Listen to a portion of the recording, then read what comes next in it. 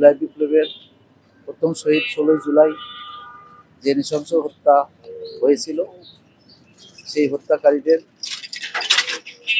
যাতে সত্যিকার অর্থে শাস্তির আওতায় আজকে যে রায় হবে, যথাযথ শাস্তি নিশ্চিত হয়, এটার জন্য আমরা ছাত্র, শিক্ষক, আবু সাঈদের পরিবার সহ সকলেই আমরা অধীর আগ্রহে অপেক্ষা করছি। এই রায়ের উপর নির্ভর করবে আমাদের সন্তুষ্টির বিষয়। এই রায়ের মাধ্যমে যারা প্রকৃত দোষী, প্রকৃত হত্যাকারী, তারা যেন আইনের মাধ্যমে আজকের এই রায়ের প্রতিফলন ঘটে, এটা আমরা বেগম রোকেয়া বিশ্ববিদ্যালয়, তার শোষিত শিক্ষার্থীরা, তার পরিবার তথা বাংলাদেশ অধীর আগ্রহে অপেক্ষা করছে। RICL TMX, যুগের পর যুগ স্থাপনা থাকে মজবুত। আমার জাতি যাতে তার এই রায়ে সন্তুষ্টি লাভ করতে পারে, সেটাই আমরা প্রত্যাশা করব। দ্বিতীয়ত আরেকটি বিষয় হলো, যাতে এখানে কোনো নিরপরাধ ব্যক্তি যাতে কোনো হয়রানির শিকার না হয়, সেটাও আমরা প্রত্যাশা করি। জাতি সেটাও দেখতে চায় যে প্রকৃত হত্যাকারীর যেন শাস্তির মধ্যে তারা নিশ্চিত করতে পারে।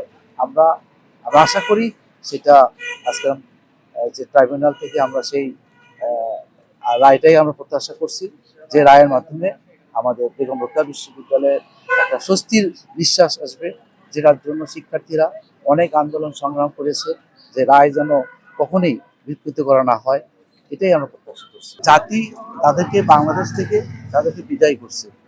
এই জাতি হচ্ছে সবসময় প্রত্যাশা করে যে এই ধরনের হত্যাকারীদের বাংলাদেশের জনগণ কখনোই গ্রহণ করে না। তাদেরকে অবশ্যই তারা শাস্তির মধ্যে পড়লে তারা কখনোই জনগণের কাছ থেকে ধিক্কৃতি শিকার হবে, এবং তারা কখনোই বাংলাদেশের মানুষের কাছে তারা কখনোই এই বিষয়ে তারা তাদের নিকট একটা ধিক্কৃত মানুষ হিসেবে পরিচিতি লাভ করবে।